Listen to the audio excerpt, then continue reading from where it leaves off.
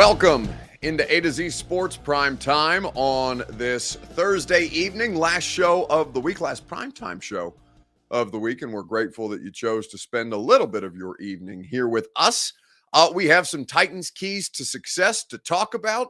I'm going to explain to you why DeAndre Hopkins is not the key to the Titans offense this season. Well, in fact, Greg Cosell is going to explain to you the logic behind why DeAndre Hopkins is a very important piece, but not the most important piece to the Titans being able to get this thing off the ground. So we'll get to that later in the show. We also have the biggest question marks on the roster now heading into training camp at this point. We've talked about players who need to have the best training camp. We have talked about various position battles. Now it's time to talk about where we have the biggest questions around the roster at this point. Weekend bounce back. That's how we end our primetime week. And I'm sure you guys will have some submissions as to who needs to bounce back most in sports. Got a lot of good stuff to get to. I love having football season back because it means that we have all kinds of material to pull from. You're going to hear a little bit from Greg. You're going to hear a little bit of our interview with Sean Murphy-Bunting from Titans training camp yesterday. Tomorrow at Titans training camp, I'll be back out there doing the radio show, and Tajay Spears is going to be our guest. So that will be fun, and especially with the conversation around running backs right now. I'm fascinated to hear how a young running back thinks about the state of the league at this point. So we'll get into all of these things together on Facebook, YouTube, Twitter, and Twitch, because, of course, that's where we're live streaming. And if you're watching us, then you are on one of these four platforms. And if you are on one of these four platforms, I would love if you would share this broadcast around. If you are on Twitter, please retweet the show, bottom right-hand corner of your screen. That's how you get involved. King VC on YouTube says, why D-Hop is not the key to success. You have my attention, Buck. I think you guys are going to like this conversation. I think it's going to provide you important perspective. Yes, DeAndre Hopkins is an incredibly important piece of the puzzle, as I mentioned, to start, but he is not the most important key for them to be able to get this thing off the ground, as we discussed to start the show. So we'll get into that a little later. If you are on, Matt Drew says, who's on Facebook Live, by the way, and if you're on Facebook Live like Matt Drew, you can share now to public. He says, how am I watching? Well, I have a studio setup that allows me to see me, allows me to see Bert, allows me to see all of you in your various streaming platforms, all in one conveniently located place. And it's got a great, it's just a very, very easy turnkey setup. So yes, I have the behind the scenes view, and you, I assume, have the front face. I've never actually watched the way that you guys watch. So I'm assume this is the normal view for me. I don't know what it looks like for you guys, other than my face is probably just a little bit bigger on your screen than it is mine. Anyway, YouTube and Twitch. Share is the button that you can pick, or you can like the video. You can do both of those things, as well as subscribe to the channel. You can tell a friend to do the same once you've done both of those things. We would be grateful to you that way. King VC says he's got the Matrix screen. That's right. I do. I have all of the things. All of the power is right in front of me, except not really, because Bert has just as much control as I do at this point. Let's go ahead and get into it tonight. We're happy to have you guys here. More of you guys will join us as we get rolling. Bert is posting his own comments. Karen Davis saying hi to Bert. Bert, you may respond in kind if you so choose, other than to throw your own comments up on the screen and make, sexually suggestive images in the background. Well done by you. Oh, no, he's scared because I've shamed him. Nobody else can see you, Bert, but I can. Let's go ahead and start the show. Welcome into A to Z Sports Prime Time from the Superbook Sports Studios. I'm your host, Buck Rising, and I'm proud, as always, to be presented to you by the wonderful people at TrueMav Fitness in the Gulch. Go to TrueMavFitness.com for your first workout free. As a Middle Tennessee resident, they will get you in the best shape that you have ever been in. TrueMavFitness.com is where you go for that first workout free. You can also go to Superbook Sports to get in on all the action for all your favorite major sports. You can wager on baseball, football right around the corner. Futures have you covered, or Superbook Sports has you covered on all the futures that you would want to bet at. Use that promo code A2Z, that's ATOZ, in the Superbook Sports app. The legend is with us tonight. Mitch Firkins in the comments. The great one. We love to see it. How you doing, my guy? Football season must be close if Mitch is making an appearance. I heard he got a new tattoo. I think it's DeAndre Hopkins related. Somebody sent me a screenshot on Twitter, or perhaps Bert sent it to the group text the other day. Either way, Mitch, hope you are doing well and look forward to seeing you flexing out front of Nissan Stadium in the very, very near future, I imagine. I don't know if the great one goes to the preseason games, but certainly Blaine, Mickey, and myself will be doing the League Company Countdown to kickoff from the Patriots game in a couple of weeks, not that far away. But the next training camp practice is tomorrow, and it's got me thinking about, all right, of all the things that I'm going to be watching this, we're not in the offseason at this point, in the preseason, of all the different things that I'm going to be watching in training camp and in the preseason, what are the things that I need to learn the most about? Well, obviously, DeAndre Hopkins' role within the offense, how he fits, how his skill set kind of supplements what it is that they might not have had previously. If any of you guys listen to Ryan Tannehill's press conference, I did ask him. So yesterday he gave a press conference. Did ask Ryan, what kind of things does Hopkins provide that you didn't previously have in that room? And he went into some detail and mostly revolving around veteran presence, going into year 11. He's seen it all. He's done it all. He's played at every level of the game at a very, very high level. And I'm paraphrasing there, but did give me a little bit of insight onto why he's such a valuable player besides, being still a very high level wide receiver.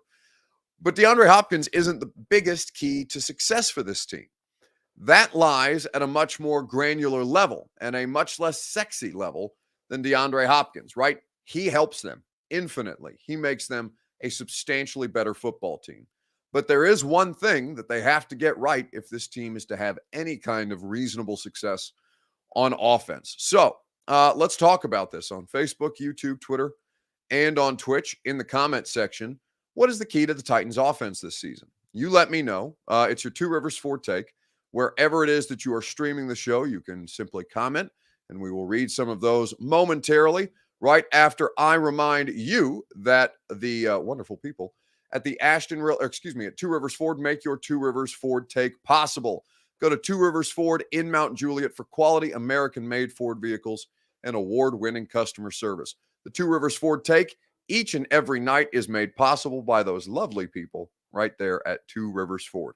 40 years in Middle Tennessee, serving you, 40 more to go, and to make sure that they continue to operate with honesty and integrity here as a locally owned company. Two Rivers Ford in Mount Juliet, powered by Ford, driven by people. So what's the biggest key to success for this offense this year? I'm sure wide receiver is going to be a popular option here. Patrick Clark says wide receiver. Texas Titans says, I have a question limit. I don't know what a question limit is, but, I hope you figure that out. Tim Kelly says Brandon Connor is the key to success. Offensive coordinator, how he manages to figure out all these different pieces and parts. It's going to be a really interesting study, right? And we really won't know what to make, or at least I don't think you should make any kind of assessments about Tim Kelly until we've probably seen, I would say, at least 3 or 4 games. I know there's going to be, opinions that sprout up right away, but I would say, let him get his feet under him a little bit before we start deciding whether he's going to be a success or a failure at this job. But I don't think that Tim Kelly is important. Again, DeAndre Hopkins is important. Tim Kelly is important. The most important situation for them to resolve is the one that MB and many of the rest of you have pointed out, as does Franco, as does Jesse Johnson. The offensive line. Did anyone see this offense last year? That's where it starts. You are 1,000% correct. And as Greg Cosell and myself on the latest episode of The Install, we were talking through everything around DeAndre Hopkins and the Titans offense. By the way, that podcast available to you as of yesterday evening. You can check it out wherever you get your podcast. Greg and I back in the full swing of things now that the season is officially underway. In fact, Cosell is going to be in Nashville. He told me that he wanted to fly down for Titans training camp for a couple of days. So Greg's going to be hanging out with us live there at Titans training camp, and we'll do a special in-person training camp edition of The Install. Not one that we're going to sell tickets to the way that we did for the 150, 200 of you that showed up at the Analog when we did the live show post-draft. But I think we are going to have some special plans for what we might be able to do at the Titans facility with the two of us together. So look forward to that later on. But in the meantime, hear from Greg about the most important piece of this offense this year.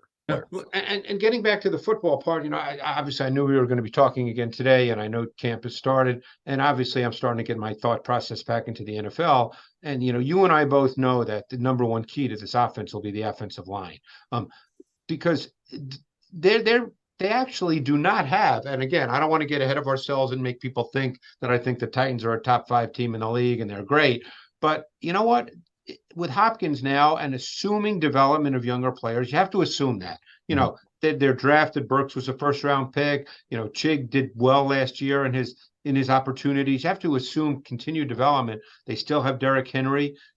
If this offensive line can at least be average to slightly better than average, this is not really a bad group on the offensive side of the ball, Buck. I mean, again, I don't want people to think I'm suggesting that they're, the Kansas City Chiefs or the Cincinnati Bengals or the Buffalo Bills, or, we don't want to, I'm not trying to draw any comparisons. I'm just saying that I think there's a chance if the offensive line can come together, and they don't have to be the best offensive line in the league, as long as they can do the job to some degree, there's some talent here on offense. So that's Greg Cosell's analysis of the offense, right? There's some promise. There's reasons to be optimistic about the Titans' collection of skill position talent with DeAndre Hopkins and with Ryan Tannehill at quarterback. But God help them if they can't figure out the offensive line situation. Average to slightly above average is really all they need to make this a functioning unit. And of course, we can't predict health, right? So how these things play out over the course of training camp and the regular season, there's going to be something that happens down the line that's going to force them to adapt, right? You saw today, even with training camp injuries, an unfortunate situation for Jalen Ramsey. Sounds like a full meniscus tear for the Smyrna, Tennessee native, now Dolphins corner. He is somebody who apparently is not going to be available until at the earliest December, which ironically enough is when the Titans will travel to Miami for Monday Night Football. But like Jalen Ramsey got hurt today, he's going to miss a considerable amount of time. Joe Burrow had a calf strain today. We'll see how long they keep him out with that, but it sounds like a less severe situation than might have previously, him being carted off earlier from training camp. So these things happen, right? Larger point. So it's impossible to predict how healthy they're going to stay this year, as evidenced by the last 2 seasons. But I do think that there's a lot of promise, and I do agree with Greg's conclusion. Offensive line is the most important position group for them to succeed this year. That is truly the key to the football team's success. Today is the quarterback's 35th birthday. What Ryan Tannehill should want from the Titans for his birthday is competent pass protection. Stephen King says we would be solid with Burt in as right tackle.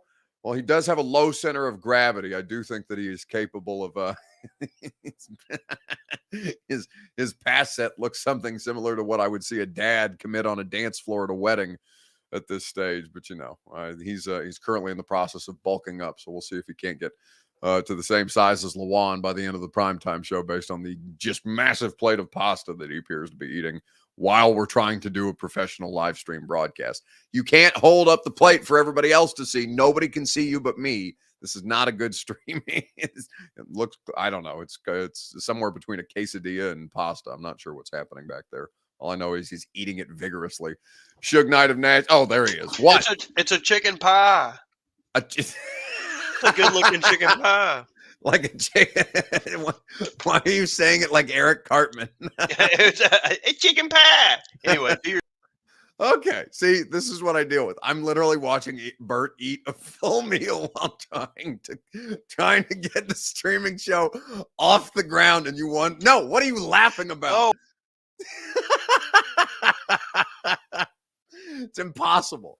It's impossible to have any shred of competency around here. Now you people know what I deal with and why I'm so mad all the time. Place is run by a bunch of children, says Bryce Erickson. That's right. But what does it say about me that I'm the one who's supposed to be in charge? Anyway, Stephen King says Burt with a chicken pot pie if you had that on your bingo card. Honestly, it is probably on the Robert Walsh bingo card, a chicken pot pie somewhere out there. Anyway. So yes, offensive line, the most important position group, the biggest key to success. We're going to get into another position group, though, that's going to matter to them a great deal this year. I will first remind you that the Primetime Show is made possible by the Ashton Real Estate Group of RE/MAX Advantage. Go to GaryAshton.com, get your dream address without the stress, and don't sell without the intel that the Ashton team can provide to you. Nobody has better information on the best properties the way that the official real estate agent of the Nashville Predators does. That's GaryAshton.com. So as you look at all the different things, like I said, the offensive line group trying to figure these things out. The right tackle situation looks like Jamarco Jones is going to get the first crack at things. I would say he's the most experienced option on the roster. Experience doesn't necessarily connote competency. I think Daniel Brunskill is a pretty good example of that. I think Daniel Brunskill is good enough to get through a season, but I don't think that you're going to particularly enjoy the experience of Daniel Brunskill starting on your offensive line. I think there's a degree of this. I think there's a degree of this that, as we've talked about, we've mentioned this several times, just because the names on the back of the jerseys are different does not necessarily mean that they're better. I do expect this to still be a below average offensive line in 2023. Now, certainly they can prove me wrong. Andre Dillard can capitalize on a new opportunity. Peter Skoronski can be the kind of Pro Bowl caliber guard right out of the gate, even though he's never played that position. Aaron Brewer can be a more natural fit at center. Certainly, these are all things that are possible. Dr. Lipschitz says, Brunskill got beat several times in practice from what I saw. Yes, he was getting ragdolled by Jeff on a regular basis, and there's plenty of good NFL offensive linemen. There's plenty of offensive linemen who have been ragdolled by Jeff Simmons. But I would say to you that when Jeff Simmons is sprinting down the field after beating Daniel Brunskill on multiple reps and yelling to him, to himself, to his teammates, to his coaches, to all of us who were in attendance at practice that day, too easy. You hope that who's a good defensive tackle on the schedule this year? You hope that DeForest Buckner is also not screaming too easy as he runs by Daniel Brunskill to get to the quarterback. So we will see how these things go. Mr. Jones says they are good at proving you wrong, Buck. I stopped, counting them out a long time ago, just generally counting them out of any situation. So I would say that you are correct, but there has been a learning curve for me over the course of this will now be, I think, this will be Mike Vrabel's sixth NFL season with the Tennessee Titans as the head coach.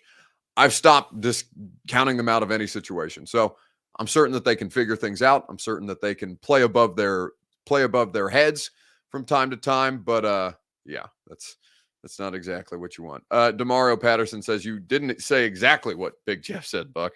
Got to add the he's saying explicit word, the expletive in there. I'm going to be okay on that. Amar says you're getting old, Buck. I know, right? Shit, guys, this is going to be, if it's Mike Vrabel's sixth season as the head coach, that means it's my seventh covering the team. That's wild to me. It feels like yesterday I was wandering into the Titans locker room for my first training camp as a scared 22-year-old reporter with zero experience. Not even really a reporter, a guy that was hired to run a control board overnight at a radio station that just happened to email a PR guy and said, "Hey, I'm coming to cover practice. Would love if you could get me on the credential list." And sure enough, they were dumb enough to let me in there. Joke's on them 7 years later. Anyway. So not a young buck anymore, says Mr. Jones. I know Johnny Glennon from the Nashville Post still calls me young buck, and I have to remind him, no, Johnny, I'm 30 now. It's not a young buck has grays in his beard at this stage. Anyway, so looking at all the different scenarios for the Titans, there's plenty of question marks, right? And the offensive line is as big a question mark as any that's out there. So let's talk about the biggest question marks that you have on the roster.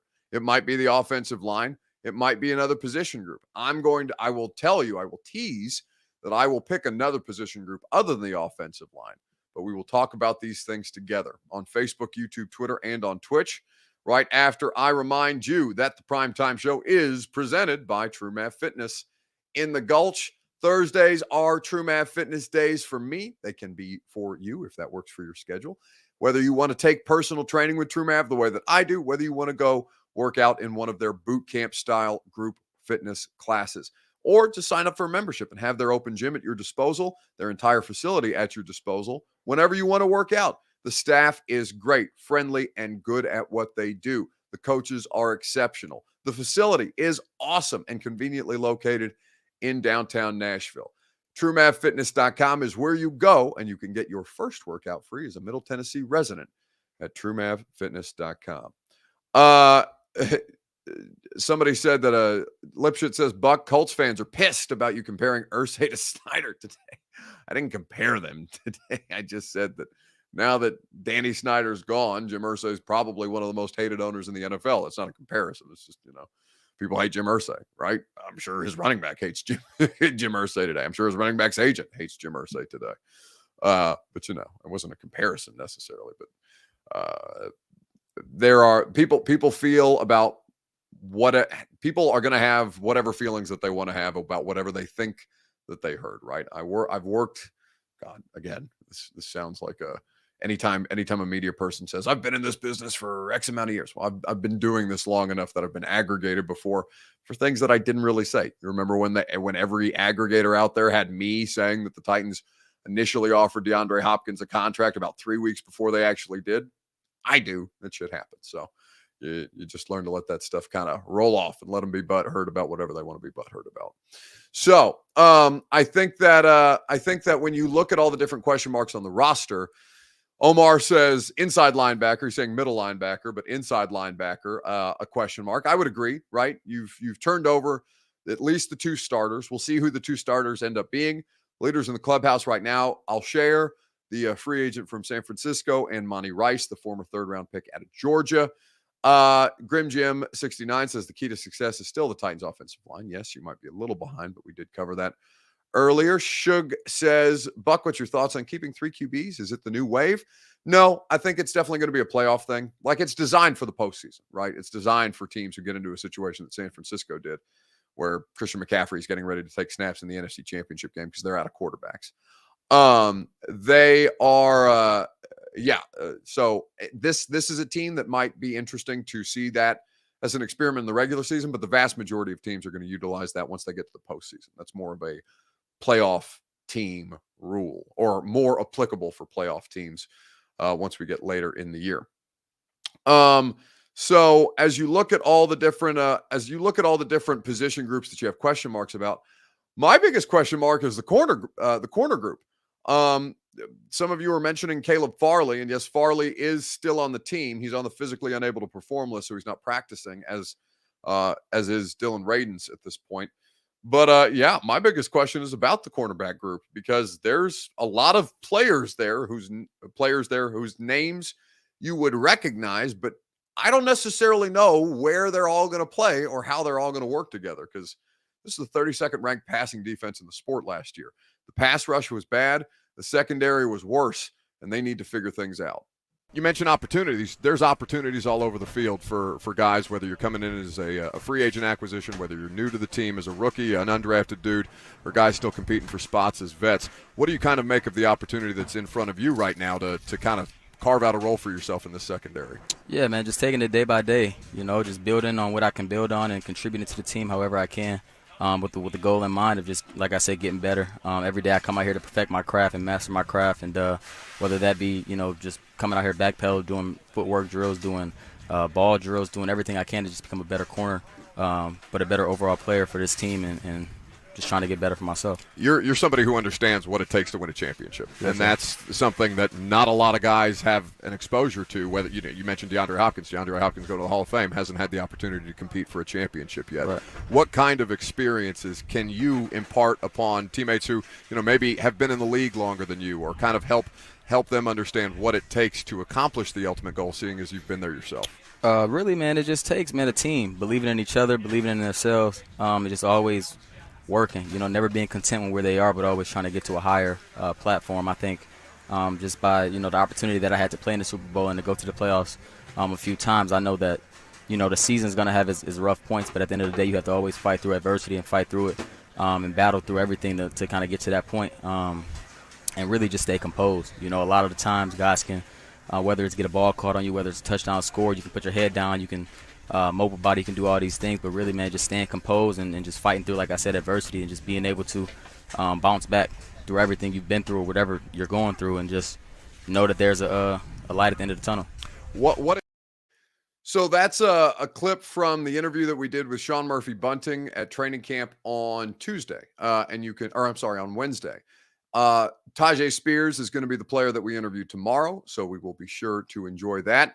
Pretty boy Bunting, says Shug. That's right. I thought Rand Carthon was good. I thought Sean Murphy-Bunting was good. Both of those interviews, as I mentioned, available in the podcast feed of the radio show. Or if you choose, you can, if you need some more Titans content tonight or maybe later in the week or weekend at this point, you can watch them both on YouTube. They have both Rand Carthon and Sean Murphy-Bunting's interviews up and available on the 104.5 The Zone YouTube channel. Just make sure the same way that you like the video around here, you like the video over there as well. A lot of you guys are asking me about Josh Wiley.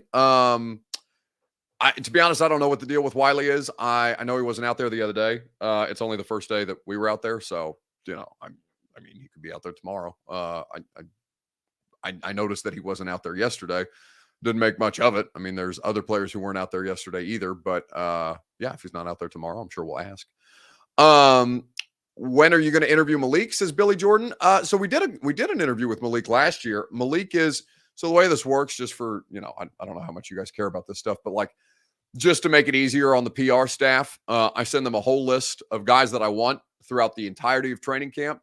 So they kind of work with the player schedules. They can get them on the schedule down the line. It allows the PR staff to plan better so they can get the players to me not necessarily in the order that I ask for them. And I don't ask for them in a particular order. I just say, hey, here's a list of 15. These are the 15 guys I want at some point this training camp. I'll work with you on which days and what, and we'll figure out, the time that works best for the player. So those two, Spears and Murphy-Bunting, were two of the ones that I requested. I don't know yet when Malik will be on the show, but I did request all three quarterbacks, Malik, Levis, and Willis. So hopefully we will hear from all three quarterbacks on the radio show. Jeremy asked, is Landry on your list? Well, no, I didn't ask for Harold this year. Harold, you know who I just realized, and I've had Arden Key on the radio show. Maybe I'll circle back around and ask for Arden. But yeah, Harold hates doing interviews, so I try not to bother Harold too often with interviews. And I just thought first year coming back, he's going to be peppered by a bunch of people. I don't necessarily think that that Harold would be, it's just, I don't think that Harold wants to do it. And if you don't want to do it, then I don't want to ask you to do it. You know what I'm saying? Like, I don't want to do a bad interview just because you think that you've got some obligation to do it. Key, Frank Galbraith says Key would be good. Arden's been on the radio show over the phone.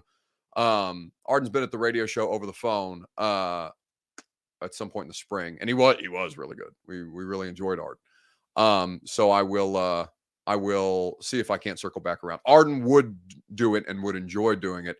Harold, I know, won't enjoy doing it, and not because there's any issue with me and Harold, right? But it's just Harold doesn't enjoy doing the media stuff, and I know Harold's got a good personality, and I know that that is not something that he enjoys sharing with people publicly or through the media. So tend to ask Harold questions when I need to ask Harold questions, and for the most part, let him have his space, because I think that's just, you got to deal with everybody differently, and that's fine. Malik Levis and Willis, though, Buck says, did I say Malik Levis? It's going to be hard, right? It's Malik Willis and Will Levis. I don't know why it's so hard for me to say those two names consecutively. Lipschitz says, I've seen less than 5 interviews ever with him. He doesn't do them. Well, I think Harold is, summarily stonewalled enough interviewers that people just stopped asking for Harold. And like I said, it's like Mike Tomlin. I want volunteers, not hostages. I'm not trying to do hostage interviews on the radio show. Van Boys TV says, any update on the field graphics during the throwbacks? I mean, yeah, it's my understanding that they can do that if they want to. Whether they're going to or not, I don't know. I'm sure they'll have some kind of announcement if they plan to do something like that. But it's my understanding that there's nothing that's outright keeping them from putting the Oilers logos on the field when they wear the throwbacks. So let's keep it moving on Facebook, YouTube, Twitter, and Twitch. Who needs to bounce back most in sports this week? We'll get to your nominees right after I remind you that the Primetime Show is made possible by Superbook Sports. Download the app, plug in the promo code ATOZ, and they will match your first bet up to $250. Superbook Sports has the ability for you to make money on all your favorite major sports, whether it's baseball right now, whether you are somebody who is betting on NBA Summer League, whether you're looking at some NFL futures in the Superbook Sports app, all of those things available to you when you plug in that promo code A2Z.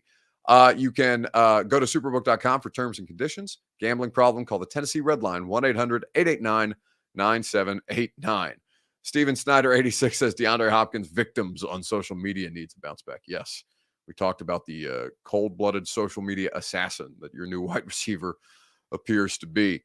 I heard Willis and Levis are like homies, getting lunch together a lot. So I mean, I can only speak to one and I didn't see this firsthand, but I had somebody tell me that they had been seen together prior to, right before early report stuff, having a late brunch together at a local restaurant downtown. Again, I'm not here to TMZ them, but I do know that they spend time together outside of football. You know, they're in the same position group room every day. You know, I'm sure that they understand their situation is weird.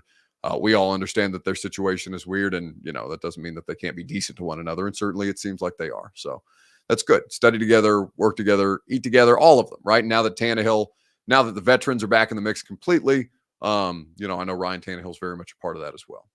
So who needs to bounce back? Puka says Bert needs to bounce back. It's my understanding he will bounce back. He has been he's been physically unable to perform. The radio show apparently is still well enough to muscle his way through primetime. So well done by you. This is his flu game the past couple of weeks or past couple of days, I suppose. But yes, Bert will bounce back, and it's my understanding he'll be back on Ramon, Kayla, and Will tomorrow. Let's see. Who else needs to bounce back? Titans haters needs to bounce back, says Mr. Jones. Well, I don't know who necessarily you're talking about recently, or if you're just saying generally that haters need to bounce back, but that's all well and good. Training camp injuries. Jalen Ramsey needs to bounce back. Man, that sucks. He's going to be done, it sounds like, until December at the earliest. He had a full meniscus tear, according to reports, in his left knee, and was carted off the Dolphins practice field today. Well, I can tell you that it is not an ACL injury. I know a lot of folks were worried about that when they saw Jalen Ramsey on the cart. A source is telling me it is a meniscus injury that will require surgery. Now, meniscus surgeries, there's two different timelines. If it's a repair of the meniscus where they have to sew it back together, that we're talking about months of a recovery. If it's a meniscus trim, you're talking around 6 weeks, which is right up against the start of the season. So that is the timeline that we're looking at right now via sources. That's the best hope for Jalen Ramsey. This is the best case scenario based on the mechanism of how he injured himself today in practice. So Jalen Ramsey's status for week 1 is in question. That's what we'll say right now. The timeline for his recovery will be further clarified once they complete the surgery, which should occur in the near future. So that's Mike Garafolo of the NFL Network breaking down the Jalen Ramsey situation. And like I said, really, really unfortunate. Training camp injuries, they're going to happen. They're going to happen to this football team. They're going to happen to everybody, right? It's just it's a part of just the sport. So hope that Jalen has a speedy recovery. Hope that he is able to get back on the field in a timely fashion. Hope the same for Joe Burrow and anybody else who's been injured in the early portion of. I hate what's happening with Nyheim Hines right now. It sounds like the Bills are trying to not pay him the money that he's owed by nature of how the injury occurred. There's all kinds of clauses in those contracts that have language that gives teams an out for situations like, for example, getting in an accident on a jet ski, even when the accident was certainly not the fault of Nyheim Hines. MB says, bounce back Sean Payton. That was a low blow today. Yeah, apparently Sean Payton. I haven't read the USA Today interview, but apparently Sean Payton gave a scathing interview about Nathaniel Hackett and the former Broncos coaching staff about how badly a job that they did last year. And I've seen some pushback on that so far. Listen, I like that Sean Payton says things, so I'm not going to chastise him for that. But I know that a lot of people in the league did not have a good reaction to that at this point. Jacob Ray, Houston fans complaining about the uniforms being taken with their name is taken from the Chiefs when they were the Dallas Texans. Yeah, people are quick to forget that it's like the Lakers are formerly of Milwaukee. The Grizzlies are formerly of Vancouver, not Memphis, right? Like these are all things that I think a lot of people are quick to forget when they get into arguments about things like throwbacks jersey, but whatever. It's just a bunch of noise at this time of year. That's going to do it for us tonight. We appreciate you guys spending some time here with us throughout the course of the week. Radio show again live from training camp tomorrow. Tajay Spears will be the guest. We will continue to provide you live and on location coverage from Titans training camp. I'll be out there tomorrow. I'll also be out there Saturday before I have to drive to Indiana for a wedding that I'm going to miss, but a reception that I'm going to try and make. So, Bert, get better, Bert, says Stephen King in the YouTube chat. Yes, Bert's babies. Strong in the chat, as is the case, as he's showing me his cleaned plate, which means that he must either be healthy or, just stuffing himself with enough, throat numbing spray to try and engulf an entire chicken pot pie. It sounds borderline sexual in nature. And I hope that he was, I hope that he behaved himself whilst eating said chicken pot pie and did not American Pie said chicken pot pie. Anyway, that's going to do it for us tonight. We appreciate you guys, as I said. Talk to you on this show the next time on Sunday evening. In the meantime, have a great weekend. Are you surprised to hear that? Certainly not. The first year we took it to the limit. And I was in Miami with my new beach house. Well, it was a couple minutes from the beach. It's been 20 years since then. We haven't been too strong in the last few years. Oh, we've been strong. We're just playing by the rules. You can't have a newcomer come in and steal the show.